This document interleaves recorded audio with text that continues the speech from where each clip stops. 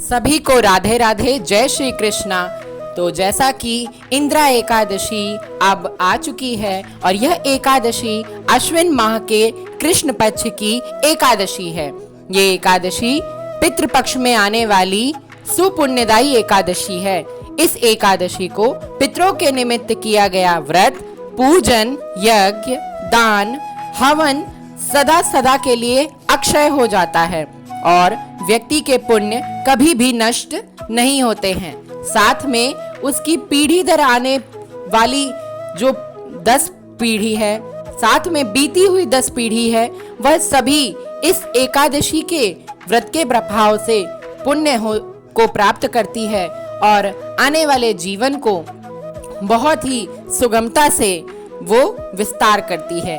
इसमें किसी प्रकार का कोई भी दोष आदि अगर उत्पन्न होता है, जैसे कि वास्तु दोष, पितृ दोष एवं अन्य दोष जो व्यक्ति के कुंडली में विराजमान हो जाते हैं, उससे भी व्यक्ति इस एकादशी के व्रत करने के प्रभाव से मुक्त हो जाता है। ये है इस एकादशी के कुछ विशेष बातें। तो चलिए आप सबको मैं सुनाता हूँ इस परम पावन एकादशी की व्रत कथा।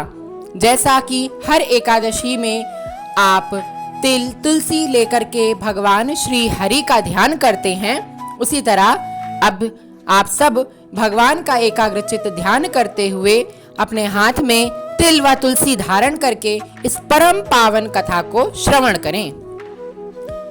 इंद्रा एकादशी महात्म्य। द्वारिका नाथ भगवान श्री कृष्ण युधिष्ठिर से बोले, हे धर्मपुत्र, अश्विन मास के कृष्ण पक्ष की एकादशी का नाम इंद्रा है।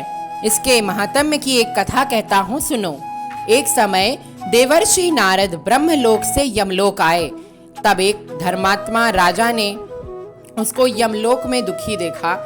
दिल में तो प्रभु के श्री नारद के दया आ गई और नारद जी ने उसके भविष्य कर्म का विचार कर आए तो पता चला यह माहिष्मती नगरी में उस राजा का पुत्र राज्य करता था। राजपुत्र को कहने लगे कि तेरे पिता को मैं यमराज की सभा में बैठे देखकर आया हूँ और उसके पूर्व जन्म के कर्मों को भी देख चुका हूँ।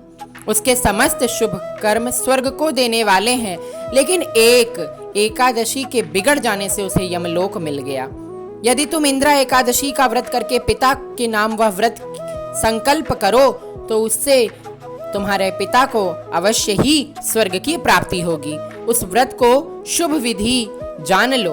दशमी के दिन पितृ श्राद्ध करके ब्राह्मणों की आत्मा को प्रसन्न करें। ब्राह्मणों को गऊ को, कुत्ते, कौवे को सदृश्य समझ करके उनका स्वरूप मान करके भोजन कराएं, अर्थात सबका भर पेट भोजन करा के पूजन करें। मिथ्या भाषण ना करें। रात्रि को भूमि पर शयन करें। प्रातः काल श्रद्धा सहित एकादशी का व्रत करें। ब्राह्मणों को यथाशक्ति दक्षिणा देकर फलाहार का भोग लगाएं।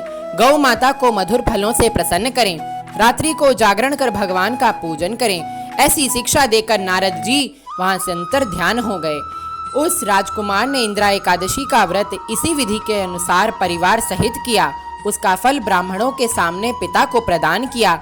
उस समय आकाश से पुष्पों की वर्षा हुई। ऊपर की ओर दृष्टि दौड़ाया तो राजकुमार का पिता पुष्पक विमान पर चढ़कर देवलोक को जा रहा था। ये थी इस एकादशी की महात्म्य की कथा। भगवान श्री हरि नारायण ने जैसे उसके पिता की आत्मा को मुक्ति पहुंचाई, वैसे सबके पितरों को स्वर्ग व अन्य श्रेष्ठ लोकों की प्राप्ति हो। बोले श्री इंद्रा एकादशी की जय। बोले श्री भगवान विष्णु की जय। तो आशा करता हूँ आपको ये कथा अच्छी लगी होगी। हर कथा के वीडियो के अनुसार कुछ ज्ञान की प्राप्ति हुई होगी। आप सब भगवान का तिल गुड़ से विशेष पूजन करें एवं पूजन करके अपने अपने कर्मों को भी सफल करें, अपने अपने जन्मों को भी सफल करें। तो मिलते हैं आपसे नेक्स्ट वीडियो में। तब तक के लिए राधे राधे, जय श्री कृष्णा।